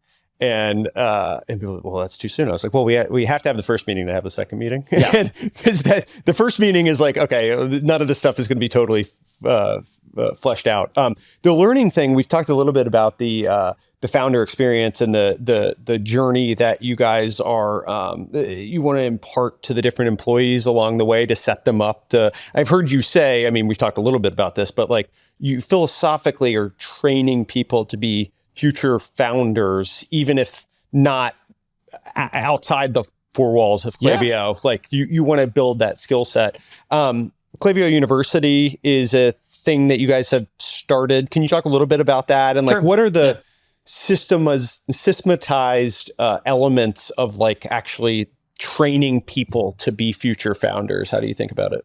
Yeah, and look, I go, you go through this progression, or at least I have, of, what does success look like? And again, you kind of can just find it, but this goes back to like, a 5-year plan is a good thing. When we started, it was like, okay, let's make sure Klaviyo is a successful company, like it's viable. And then, you start to say like, okay, well, great. Well, how much impact can we have? How many customers can we have? I mean, we definitely think we can have millions of customers. Okay, well, how core can we be to, how they run their business, how they evolve their business? Oh man, we can do a lot more than we're doing today. So you start to build a bigger business. And then at some point, like, I've had this experience now a couple times with working with other folks that built great companies, but then they have their kind of tree. of folks that, they had an impact on. And, we very much look at like, how do we pay that forward? So I think part of that is the world just literally needs more people creating companies, creating businesses, more entrepreneurs. And so we want to demystify that as much as possible. So that's part of it. We're also very happy is, we've had folks go off and become leaders at other companies, and that's great. So I think, a lot of companies get admired because like, wow, they have such a great leadership development program. So whatever those skills are that matter, right? They're like, folks go off, they start new businesses. That's great. They must be really creative. Or man, those are great operators, leaders of businesses. And so we aspire to, have a lot of folks go do both. So Klaviyo University is a concept we started a while back, which was, built this idea of, okay, well, if you're gonna hire people that want to learn a lot, one of the things that actually happens pretty quickly is folks start to say, well, what should I learn? Like, help me aim. One of the first things we have this policy inside of Klaviyo, it's our free book policy. One of the things David Cancel gave me at Performable that I was like, oh, this is a great idea. I'm definitely gonna borrow this. Is he said, Andrew, nobody has ever gone broke buying books. So if you are a learner, like you should just read as much as you can. And I think one of the things he suggested, but he might have done this at Drift. We then pulled into Klaviyo was like, okay, we're gonna make it really easy. If you want to go learn about something, like you can go order that book. And I don't even want you to worry about the fact that it costs $10, right?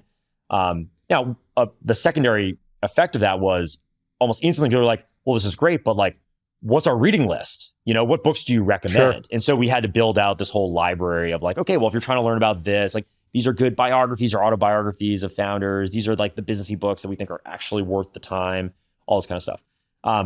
So that became kind of the start of Klaviyo University. And we said, okay, well, how can we formalize this even further? And I always liked the idea of, in college or, in school, there's always like kind of the core curriculum that you have to do. And then there's like a bunch of electives. And, I looked at those courses as, I'm like, okay, well, it's like, what does somebody do? Somebody just basically curated like, look, if you do the following exercises or the following stuff, like you'll gain this skill. And it's like, okay, well, we should try to systematize that rather than just expect people to go figure it out themselves. Like, let's figure out how we do that. We can build the content ourselves. There's so many, LMS, systems or content online. We can pick out and curate what's best. We've had folks come in from the outside to effectively be like professors inside of our university. And so what we started out with was, well, what's the core curriculum of Klaviyo? And it started actually a bunch of years ago. We said like, okay, well, I'll give you 2 classes you must take. The first is you have to know our customers, right? I think every company should have something like this. And so we literally would say, it's like, okay, everybody has to spend 2 days a year and we're going to haul a bunch of our customers in, or we're going to invite them in, and they're going to do a panel, and they're going to give you all the nitty gritties of like how their business actually works. And most of it has nothing to do with our software. So because we work with a lot of retailers, e-commerce, we just like literally would ask them, how do you go about sourcing products? How do you do manufacturing? How do you do design? How do you decide what the next product is? Fascinating conversations that kind of get you to be flying along. Like, when you talk about these iconic businesses, whether they're like, doing clothing and apparel or toys or other electronic, how do you figure this stuff out? So you learn about that process. Then you think about how do they do distribution? And you start to realize, oh my gosh, like a lot of these businesses are so dependent or reliant on, wholesaling, on these distribution networks. And a big part of their strategy is to shift that towards more, well, we want to go direct to the customer. We want to at least have that relationship with them so that we can tell them about what's new and, and personalize that experience. And so then people can start to tie it back to, oh, okay, God, I kind of see where we saw it. Anyways, so that became class, number 1, right? And we literally print this little like course catalog book. Then we started thinking like, what are other things we just want to level people up on? Another one that was kind of obvious was like writing. Gosh, a lot of people go to school and they write, they maybe take one class in college and they never write again. And I've seen this thing where folks join, I don't know, like the business world, and all of a sudden they're writing just like, they don't write like they write to their mom, their dad, their friends. They write in this like business speak. Yeah. And it's like, where did that come from? They're like, well, hang on, we can fix this. Like rather than coach it one by one, because it's like very painful. It's like, let's just go back to like, it's not quite how to write a 5-paragraph essay, but something like that, right? So writing became a thing. And we just said like, look, there's gonna be a couple of these core classes. Part of the contract of working at Klaviyo is you're invested in learning. We're going to help level you up on skills that are going to be useful here or somewhere else. But our commitment to you is we'll set the table, but you have to go take them. Right. And this is like, it's a little bit outside of, the normal like office hours, all this kind of stuff. And so we started with that, and that went really well. And then we expanded that to say, hey, we've got some kind of electives. So, this was, 4 or 5 years ago, we had a lot of folks who were really interested in like machine learning. Hey, I just want to get deeper into that. A lot of folks in the engineering team, but also like folks on our ops team. So we're just like, I've got all this data. I know I should be doing more, but how do I do this? We're like, well, look, it's more fun to do it together. So in that case, we hired somebody to come in and we're like, look, I want you to teach a class for 3 months. We'll meet every Tuesday, Wednesday evening, and off you go. So we're very big fans of this idea of, great companies have these kinds of behind the scenes, like training, universities or like, kind of curriculums. So we should build out our own. And it's the kind of thing, it's not very sexy, like something you talk about all the time, but I think it's one of the things that how you could build up some of this entrepreneurial talents. And so how outside often, of just like the mentoring. Yeah, how often do these things run? Like, or what is, it sounds like the customer thing everyone does. Is that a part of the onboarding process? Like the writing thing sounds like everyone does. Is that a part of like, when do these fit in? How has it been systematized? Yeah, that's a good question. So we've actually, we were really good at this right up until COVID. It got a little harder when everybody went remote. So now, yes, everybody meets customers, learns customers as part of onboarding. And we're actually right now in the process of like revamping that now that we're going back more into offices where we can say, hey, okay, now we can pick the days. And in the writing class is like, we have a curriculum for that now. And I think we're going to start picking that back up as like a formal thing of like, hey, you can be in a cohort. One of the things we found is this idea of like learning as a group is like very powerful. A lot of folks, when you look at like, why do they stop doing kind of self-paced stuff? It's because, it's not sort of like the pure accountability. So we found there's a big social element of this of like, okay, cool. Like we're all going to lean into, great. We know we've got to take this, like, we're going to take this writing class. We're going to level up on this. It's like, okay, great. Well, why don't you just get in a cohort of, I don't know, it could be 20, 50, 200 people, and we're all going to do it together. There's like real camaraderie around that. Sure. Yeah. On the writing side, like, is there anything that in studying this and turning it into an actual practice, is there anything that's been particularly interesting or anything that you would impart on people listening about like business writing and the style, and not the 5-paragraph essay that you alluded to, but like what's been perhaps interesting in turning this into an actual program? I think the two biggest ones are, one is getting people in just getting yourself in the habit of writing down your thinking more often. So we have a norm internally, that it's like nobody wants to go sit through like slides for 45 minutes. And by the way, it puts a lot of pressure on the person presenting, because like, God, I hope you practiced last night, because if you say the wrong thing, it's not written down anywhere. This is your one shot. I think that's kind of a silly way to go about like sharing ideas, especially if they're important. So one of the big learnings there was just a lot of folks are like, oh, okay, cool. I don't actually know if I have a thought or an idea, a lot of companies have gotten into, it's like, oh, okay, well, I'm so used to like the slides being the thing. And it's like, well, no. Actually, why don't you write down your thinking first? And actually, even stream of consciousness is fine. A lot of people get very nervous. It's kind of a blank canvas problem of like, well, if I start, if I write this down, it may not be very good. And it's like, well, actually, it doesn't matter. Like, just, just get draft 1 done. And then the editing process is actually a lot easier, right? I mean, it's what makes it better, but your ideas will be out there. And then, you can get feedback, we can harden them. So one is just building this into your ideation or your like thinking, hey, I have this thought, how do I do that? Part of it's realizing too, it's that, whether you're writing it in a, Word doc or Google Doc or an email, it's not really different. Like you just want to spend some time. And so email writing is not all that different. I mean, there's obviously like the quick back and forth, but it's not all that different. We really try to avoid the long, the big essays in like Slack or Teams. I think that's like sort of like counterproductive. You want them to have like a place, like a linkable spot. So the practice helps. And the other is, it's a little bit like that Hemingway app that's out there, but just write as if you were, talking to, a smart, friend or family member. I think there's a lot of like business jargon that floats in, and folks feel like they need to include that for some reason. That was the other thing that I think was very helpful, is just hang on, just explain it. It's a little bit like that Reddit, explain like I'm 5. Like, just explain it like I'm a smart person that understands this and who will ask questions. So that those two things, the practice plus like let's strip out that, as honestly makes people a lot more confidence and better. And we've gotten feedback that it's like, man, nobody's ever really critiqued my writing since like high school the way we're doing now. And for such a critical skill, it's like, okay, well, I'm glad you're getting some feedback. It's funny. I had a boss early in my career who was a very interesting personality, but he used to make me write all of his emails. And he would make me print them out when he didn't like them, and he would go back through and he would mark it up and strike it. And it was so painful, and I wouldn't recommend this as a learning skill, but it forced me to write very simply and just very direct and communicative. And I hated it, and I don't want to work for him ever again, nor would I ever make anyone do that. That works with me. But it was actually a really good skill of how to send emails, how to speak clearly. Yeah.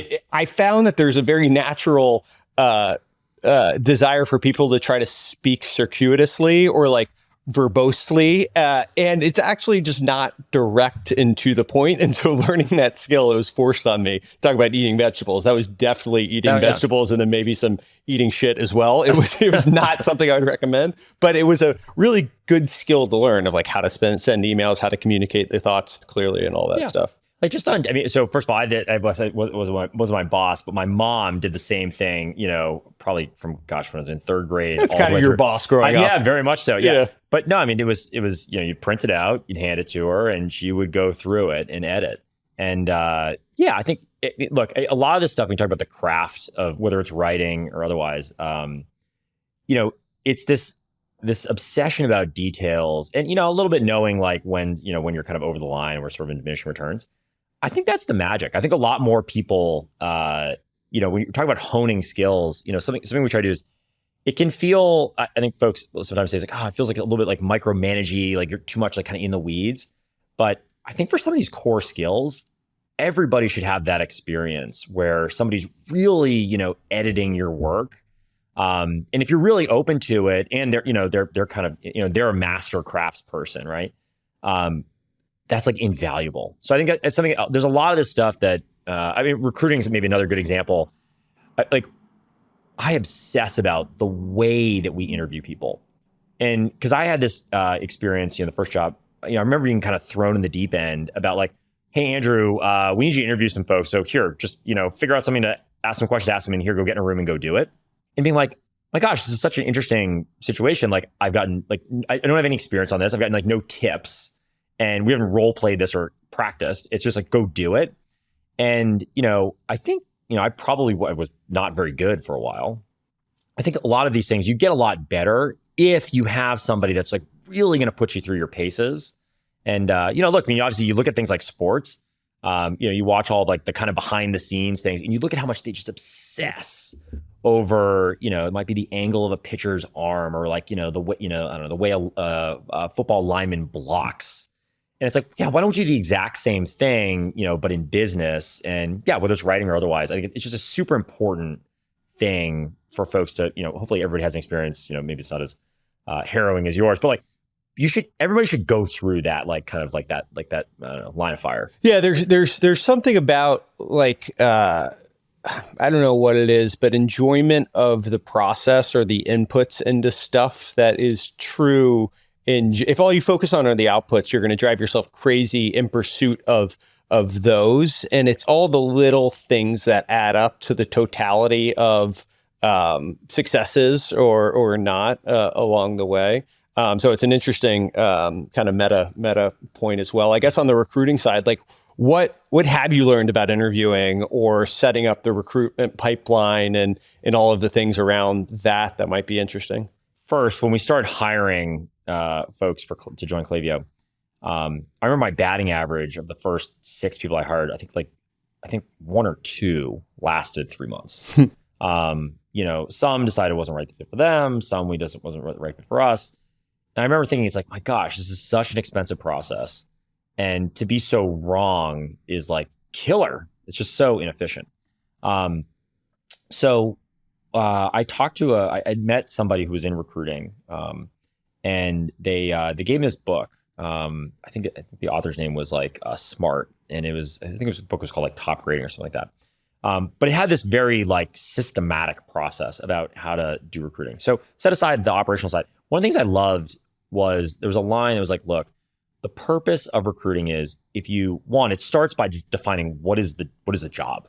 And I think that's honestly like something a lot of folks don't always do. So a norm we have inside of Klaviyo is, before we even start recruiting for somebody, we say like, okay, let's spend some time and figure out like, if we hire this person, what is their mission for the next, year? Like, what does success look like? And let's be really specific. Because at the end of the day, like an organization, a company, it's a machine, right? And everybody's playing their role. And it's like, okay, well, what do I need this person to do? And I think the more specific you can get, you can do a better job of vetting for that. So one is we try to be very specific about that. And we'll kind of debate it out, right?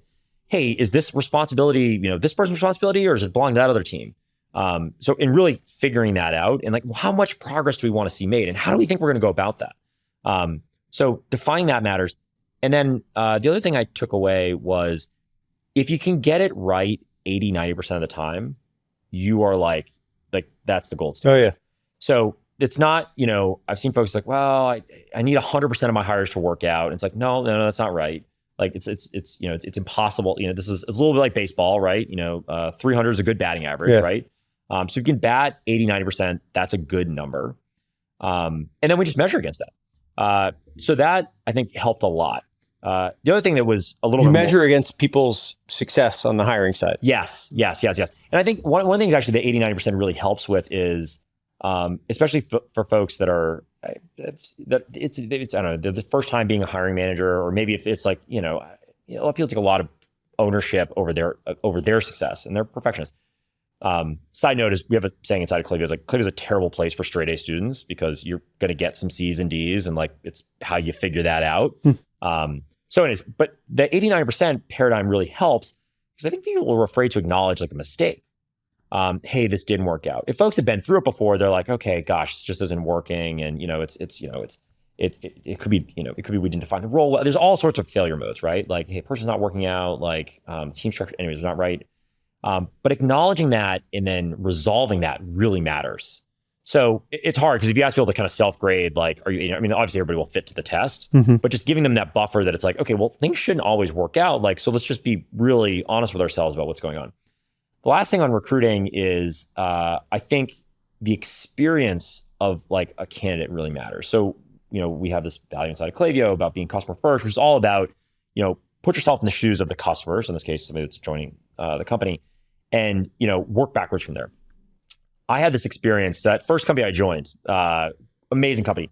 One of my big lessons from them was they hired me on campus. And so, the way college recruiting works is often, it's your senior year. A lot of the recruiting happens early in your senior year. So you've got, you might go do the interviews in September, October, and then you have 6-7 months before you actually graduate. And so you get this job and you're like really excited, because it's kind of like, a little bit like you're picking your next team and you're proud of it. You want to show it off. And so they did a really smart thing, which is like, great, we're going to send you some swag. And I was like, that's awesome. Like, because whatever you send me, like, of course I'm going to wear it around and then like, I'll be your free billboard, right? But they made this huge mistake and they sent me this like double XL jacket. I was like, well, this thing, I'm like swimming in this thing. I'm like, of course I can't wear this around. And I'm like, oh, what a like painful mistake on a detail. So when it comes to like recruiting brand, I think that experience of like how you get somebody excited about a company, all the way from when they first learn about it, all the way to like when they start, it really, really matters. So we have this norm, like, I'm like, never missize the like swag that we send people. In the early days of Klaviyo, another thing we tell folks is like, you can't, in the early days of Klaviyo, we couldn't afford recruiters or anything like that, like internal or external. So you had to go do all your own work. So I had this norm of like, I need to get people excited about, like, a lot of the cold emails I wrote, if they weren't to customers, were to candidates to get them excited. And I had this process of how am I going to get somebody so fired up that they're going to be excited to put in time to interview with us? And so I had this coffee shop that was around the corner. I had this whole playbook about like, all right, I would invite you and say, hey, I've seen some really great stuff, some work you've worked on. I'd love to chat. I was willing to I will come to you. So you just tell me where you work and I'll meet you at the coffee shop outside. or I've got this spot and I'll meet you there anytime you want, right? I was very, very open. And folks, almost always be like, no, I'll come to you. That's fine. And I had this whole strategy around like, okay, well, how am I going to ask them about like, what they've worked on, learn a little bit, like, is there a good fit here? But also, kind of correlate the work they've done to what we're doing and really customize that. So this idea of getting people excited about what you're doing, and that was very one-to-one, and now we have more ways we do that at scale, I think is super underdeveloped. One of the questions I have when I interview somebody that's going to be building a team is, tell me about how one, great folks you've hired, but also two, how do you go about sourcing folks? And if somebody tells me like, well, I wait for the hiring manager to show up and like they give me a slew of people and I pick, right? As if I'm at the deli counter, right? It's like, that is not the right paradigm. Like you need to put in your own hustle, like team building is hard. And so I think folks that have figured that out, it's not surprising. They tend to have the best track records of like, oh yeah, they build great teams, they hire really well. So that's another skill that we just like, tell people, hey, look, I know this is expensive, but yeah, if you're a manager, like 10, 20% of your time is just on, just getting out there in the community and hiring. Does the person that makes the decision on hiring, are they also the person that assesses the success? There's some principal agent problem about, if I signed off on the person, I might be more biased to try to give them longer rope so that it doesn't hurt my performance ratio of my hiring success, or is that done independently? Yeah, it's a good question. So it's a little bit of both. Yeah. I think that's a hard problem to solve. There's a little bit where like the kind of, I don't know, the entrepreneurialness of like, you are asking people, that's why the 80%, 90% kind of helps, because you want to give people buffer for, hey, like, okay, like devil's advocate, let's say things aren't going great. Like, what's the thing? I'm known for inside of Klaviyo is like I work on being a little more positive, but we're very quick to be like, okay, cool, that was awesome. Let's celebrate that. But then like, okay, well, what are the ways this could fail, right? And we do that for projects, for teams. We do it for people. Like when I'm giving somebody a review, I always, I look at it as like, look, I want you to be the best you can possibly be. Yeah. And so therefore, these are some things that like, maybe they're hard to hear or not, but like if you advance, the ball on these dimensions, you're going to be even better than what you are today. So let's how do we build a plan to go do that? That's a lot of the best feedback I've gotten has been from, having folks, advisors, folks on our team give me that kind of like, yeah, hey, you'd be better if. And so we try to do the same thing. And then like, I think if you do that, you can kind of figure out, it's like, okay, like are some of these, if somebody's like kind of not working, oftentimes I find when we have that conversation, sometimes you can unearth, it's like, oh man, there's like a big kind of, there's a big issue there. Okay, so what are we doing about it? Helps us like dig into that a little bit. Once people come in the doors, there's the element of onboarding and culture and all of that. And we talked about the different layers of individual contributor, manager of managers, and all of that. Culture is kind of the other side of the coin, or the way that you espouse or codify some of the ethos that the company is going to be, and what is culture is what is done when people aren't watching, or whatever that phrase is. Yep. What we've talked about some of the cultural premises that you guys operate on. Are there other things that you've learned about, not specific cultural elements of Klaviyo, but building a culture and having it manifest throughout an organization and some of the benefits that come along with it? Yeah. One of my beliefs is culture is a product. And we say that because you can think of culture as like, you can either be intentional about it, like a product, or you can just kind of let whatever happens. So we say, no, culture is a product. We're going to be intentional about it. The other thing that happens with products is the goal is not to say, you go talk to customers about what products they want, but then you have to build the product that actually solves their problems, not necessarily what they ask you to build. I think it's very important. I think that the two biggest failure modes I see with culture, or like, inefficiencies, is one, not being intentional about it. You don't have a roadmap the same way you would with a product. And then two is overfitting for, hey, well, this is what I'm hearing, from surveys we run, et cetera. And then just literally taking verbatim, like, what should we do? It's like, oh, well, we should have program X. And it's like, okay, let's go do program X, right? Instead, you say like, no, this is what we stand for. And therefore, like, we're going to then go build a culture or programs, et cetera, around it. So culture is a product. Then as part of that, two other things that maybe we're a little pretty opinionated on. The first is when you think about like people, that's so much on values and all this kind of stuff.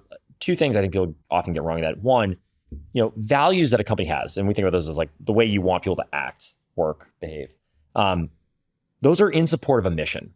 I've seen a lot of companies where it's like, well, we kind of made them. And you're like, okay, but why'd you pick that?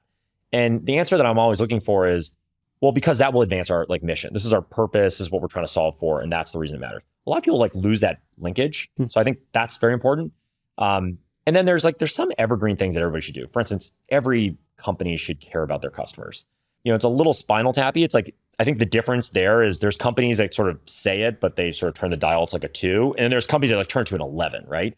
So we talked about this, hey, engineers are responsible for doing support. Like there are not many companies that where that's a norm. And that's like one of the examples where we're trying to okay, how are we going to turn this up to 11 and really be extreme about it? So I think you need to figure out one, it's a product, figure out what you stand for, and then what those things are, why they tie back to a greater purpose, and then turn it up to 11. And the 11 is we just think of what are the rituals that we have, right? So, the customer first one is spending time with customers. You just got to show up. There's a lot of other ones about, we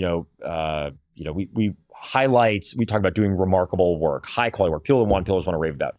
Every week we highlight a project. I mean, one of the great parts about being 2,000 people is there's all this serendipity of great work happening and you just have no idea it's there. Yeah. So we have this, every week we highlight a project somebody's done where you're just oh my God, that is literally something you'd want to go home and tell your friends and family about. And that takes actually a bunch of work to source because it's hard to find those stories and get people to tell them. But building those in is that you have rituals that reinforce those. I often think when you talk about folks and you say, oh, XYZ has such a great culture. And you say, oh, well, explain it. They'll always explain it through examples. Well, here's an example of when, or here's a ritual that we have. So I think if you do those things, that's kind of the path to, really defining it and treating it like a product. Building a company in Boston, obviously Boston's had a ton of successes over the years, but there's this element of companies outside of Silicon Valley, and New York and Boston, I think, suffer elements of this, maybe less so now than they have in the past, of just, and it's certainly true of companies that I've seen in Atlanta or Raleigh or Denver or whatever it is, where when you're at the scale you guys are at now, it's when people leave and they talk to their coworkers or their friends and families and all that, you guys are in rarefied air in general, right? But certainly in the Boston ecosystem now, there's Wayfair and there's HubSpot and there's, other PTC or whatever it is, but definitely rarefied air. But I can tell that your ambition of where you want to take this is nowhere near what the business is today. Mm-hmm. When you're in the Bay Area, there's or even Seattle, there's trillions of dollars of companies and equity value. And, if you're not at OpenAI right now, probably in the Bay Area, everyone else is sort of oh gosh, well, we're not the cool kids or whatever. But I assume a lot of your employees are the cool kids for, their friends and all that. How do you use Boston to your advantage or that culture, but also maintain the ambition of, no, we want to be a $100 billion business. We want to be whatever, hundreds of billions of dollars for your employee base and have that manifest all the way through? Yeah. Well, so I mentioned this, having this mentality of, the progress bar is always at 1%. And I think that you got to think about, well, what would it mean to be 100? What was 100x where you are? I know you like abstractions, higher and higher abstractions. So I know, and it's interesting. I think one of the things that happens to a lot of companies after, there's always this kind of existential dread when a startup company starts of oh my God, we're not going to make it. And, I'd say there's a little bit of this thing that happens too for some companies. It's oh, this, it's a fundraising round or it's going public, but it's these kind of artificial moments. And I think what those can expose is, well, is there this greater ambition?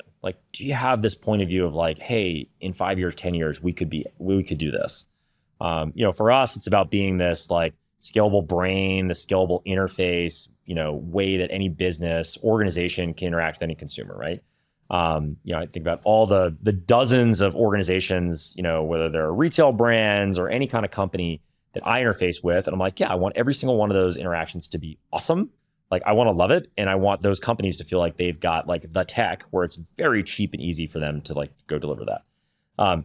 So I think you gotta have that ambition. I think that just, actually folks just gotta step back and, you just gotta think it through, right? A little bit like our 5-year plan thing.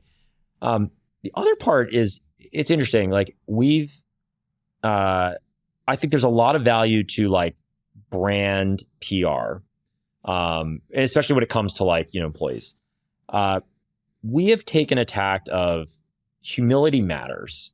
And so in some sense, it's if you believe in what you're trying to build towards, and that's the exciting thing, and you're kind of like, shoulder to shoulder with other people to care about it, you're, getting in there with like people that are actually users, customers, partners.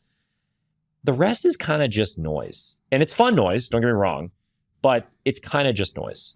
For a lot of years, Klaviyo, we didn't have a PR function, but we just didn't do much press or really anything. And it's interesting because I always had this kind of like double point of view about it, where I was like, kind of lamented because you're like, it's not like there's just everybody's like lining up to, interview and all this kind of stuff. But at the same time, we built an awesome team, and a team that was very committed, to each other and towards what we wanted to build. And I think when companies get more successful, there's actually this real risk that all of a sudden it's like, well, there's folks that want to join just because it's the cool thing. I had friends that, went to the Bay Area, and, when I talked to them about like, so what's going on? Like, oftentimes they talk about, it's like, well, here's where the cool thing is.